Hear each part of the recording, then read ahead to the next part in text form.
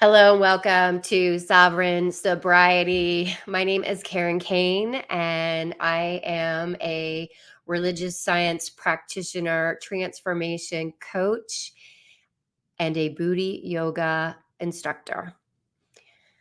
Now, I wasn't always this way. As a matter of fact, I was a full-time drunk. I drank. I started drinking when I was 15. And I continued till I was 45. I had a couple of little spurts of sobriety here and there, but it wasn't until I was 45 till I got sober for real. And now I'm 6 years sober. I am a divorced mom of a teenage son. I'm a sister, a daughter, a friend, and I share my story because I know where I was and I know where I am now. And I know that I never have to be where I was, and nor do you. And that's why I show up every day sharing my story, because that's a long time going from the age of 15 to 45, and it's progressive. So the obsession with alcohol, the obsession, and almost like a marriage, honestly, because it was more important than anything else in my life. So the question today is getting sober hard? Is it difficult? And what do you think the answer is? Are you sober? Have you been sober? Are you trying to get sober? So what is the answer? The answer is yes. It is hard. It is difficult. And what I can also tell you is, like, anything I've ever done since I got sober that I've been proud of and that has like leveled me up and given me, fulfilled some hole in my soul has been hard. And I've failed a lot of times. It's also Tenacious Thursday, by the way. I just realized that, because this is kind of about that. Never giving up and just holding on for what you want to stand for and who you are. Now, okay, so let's get back to the topic of, is it difficult? Well, I'm going to share with you this. It is way more difficult if you're not ready, if you're doing it for the wrong reasons, if you are not prepared to to to see your demons, to face the real you, and then face things that you, if you want, can heal. And to be able to break patterns, possibly change relationships that were comfortable. The reason why I drank. So I'm always going to be sharing my story and my perspective.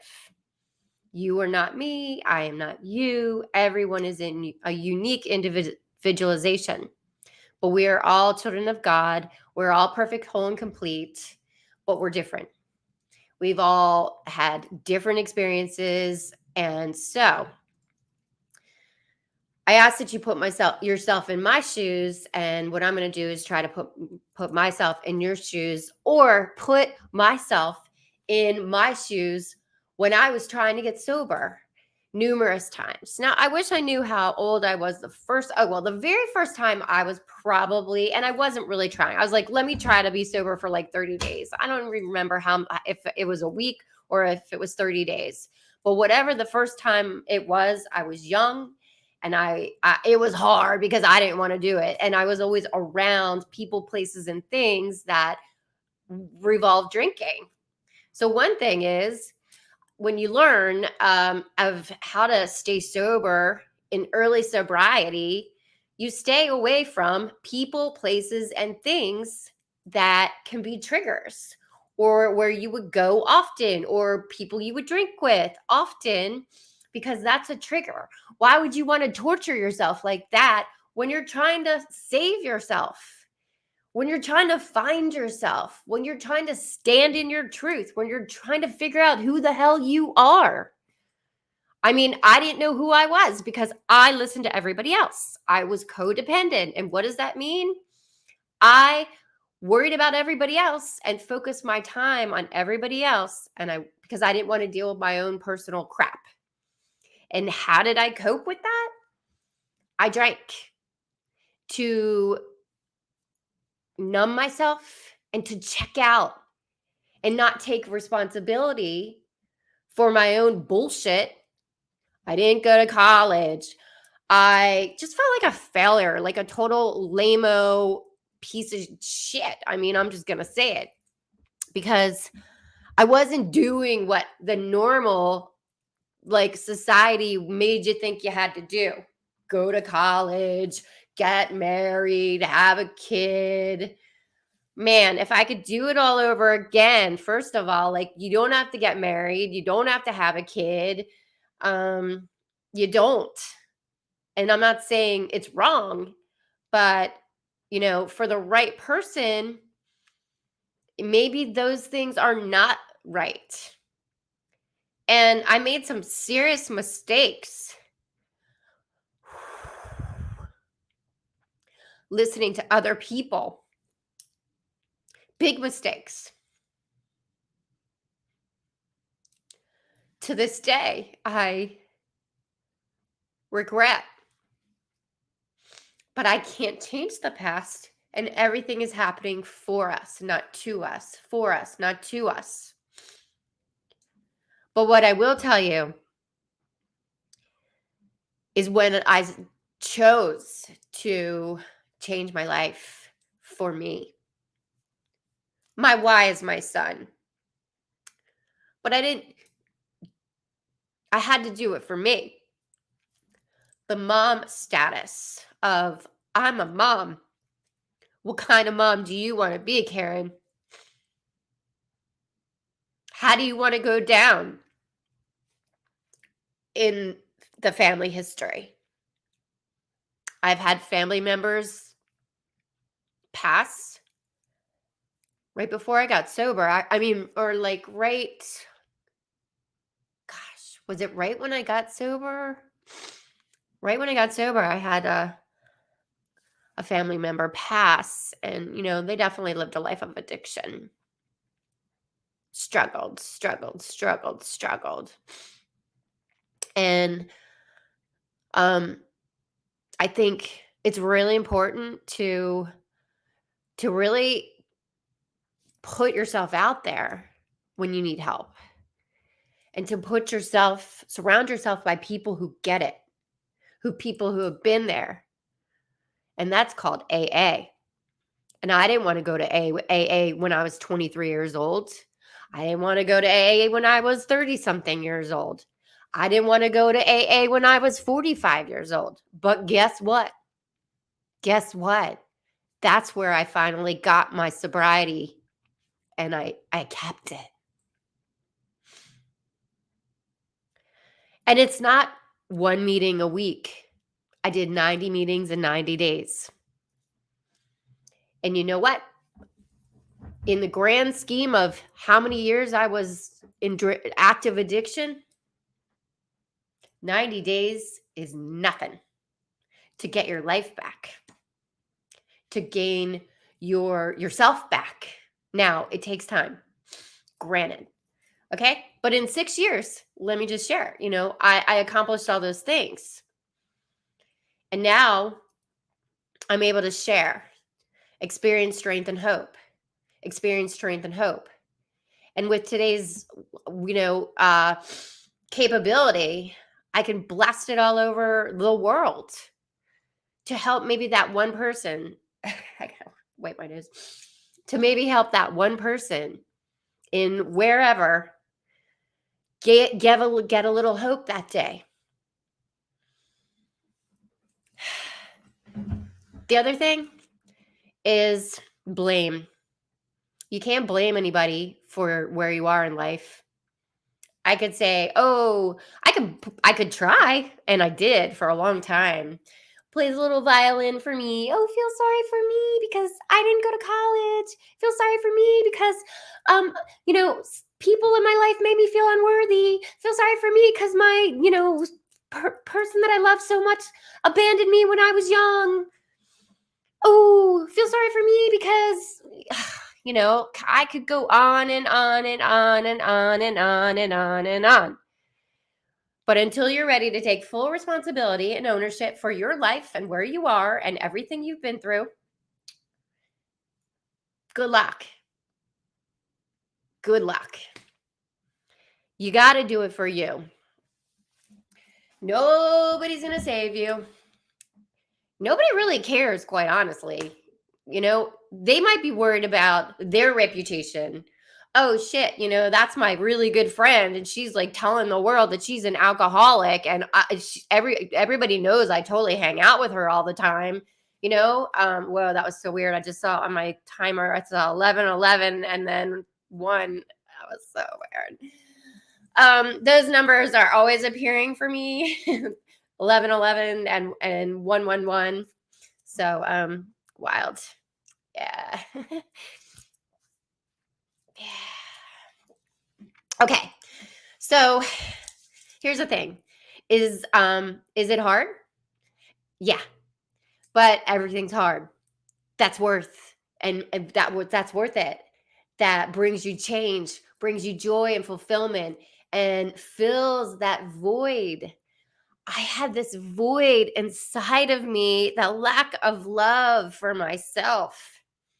And you can't love really anybody else the way you truly are meant to love until you love yourself. And so, if you're ready to get sober, be ready to have to take massive action and possibly completely do a 180 in your life. And also be understanding that relationships change. And that's okay because you know what? You're not here to live somebody else's life. You're not here to live the way somebody else thinks you should live, which is that's how I lived most of my life. Most of my life I lived worried about what other people thought or people telling me, "Oh, you should do this. You should do that." You know what? Nowadays I'll be like, "You should shut up and you need to go." So that's called standing in your truth, creating boundaries, healthy boundaries. No, I wouldn't say you should shut up, but like you can say, "Whoop, zip it. This discussion is over. I will ask you to please, let's not discuss this anymore. And thank you." So we can set healthy boundaries for ourselves and to protect what we believe in. If we have certain values and integrity and, we are living a certain way and standards. And if somebody's not in line with that, in alignment with what we believe and how we live our lives and the integrity and our values, our core values, then maybe, that relationship might be put on hold or it might end. Or maybe you're just taking a break until, people are changing all the time. Everything is changing. Nothing's permanent. Everything is changing. Nothing's permanent. So I've learned to release attachment. Just let go. Let God. That's one of the AA things. And, you'll see like signs.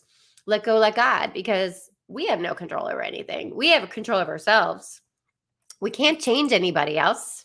We can change ourselves. But ultimately, our higher self, God, is guiding us. And everything is happening for our greatest and highest good. And yeah, maybe we're on this ride like this. Or maybe, maybe just on that hamster wheel that I was on for so long. And I was so sad and depressed. And I just wanted to check out and be somewhere else, not here. I didn't know how to cope I had no coping skills. I had zero confidence, zero self-love. But let me tell you what, once I got sober, for me, and I started doing the work and I started going to meetings and I met people, I went to therapy, I started working out, I started putting nutritious food in my body. That's when I started to get more confidence. And I started to build up, oh man, this feels good.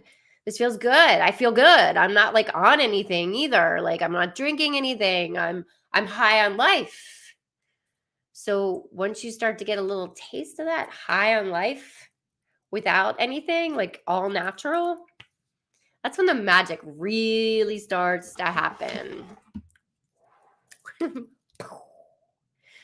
got to do it for you and be prepared for it to be a challenge, but you're never alone. And you know what? You don't have to worry about like anything that happens, it's happening for you. Trust me. All the evil on your path gets burned. All the evil on your path gets burned. That's a lyric part of the song by Satsang, I Am. Great song. Any of you listening to this, go check that song out. It's called I Am by Satsang, Satsang. All the evil on the path gets burned. Don't worry about the future because we can't change the future. There is no future. We can't change the past. We have no idea what the future is because it's always right now. Right now. So you live in the moment. You stand in your truth. You put yourself around people, places, and things that support you, like yoga, fitness, healthy food, people, like in meetings, like-minded people that will love you and support you until you can do that for somebody else. And that's why I'm showing up today, Sovereign Sobriety. Thank you so much for being here. If you liked this content, like, subscribe, click the bell so that you get notifications when I go live or I upload a new video. You can also sign up for newsletters. I'm not sure. Everything's happening really quickly, so there might be a Sovereign Sobriety. I'm not sure yet. But right now, it'll be Karen Kane at KarenKane.com. All right? Okay. Thank you so much for being here. Peace, love, and namaste. And have a great rest of your day. You're awesome. You're amazing. You're perfect, whole, and complete, just as you are. And you're always loved because you are love. Bye.